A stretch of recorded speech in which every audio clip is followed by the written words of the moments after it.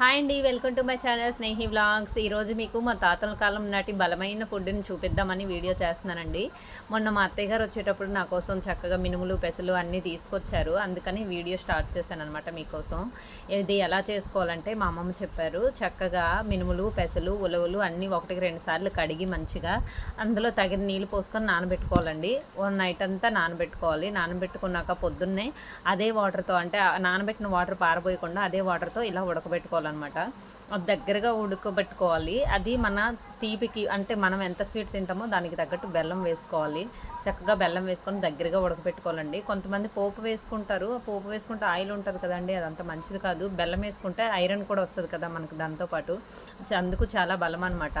ఇది పిల్లలు కనీసం రోజుకి 2 స్పూన్లు తిన్నా చాలండి. వాళ్ళకి హెల్త్కి చాలా మంచిది, బలంగా కూడా తయారవుతారు. తప్పకుండా ట్రై చేసి చూడండి, చాలా బాగుంటుంది, బలమైన ఫుడ్ కూడా. Thank you for watching. Please subscribe my channel. ఈ వీడియో కనుక మీకు నచ్చినట్టుంటే తప్పకుండా చిన్న లైక్ చేసుకోండి. Bye bye.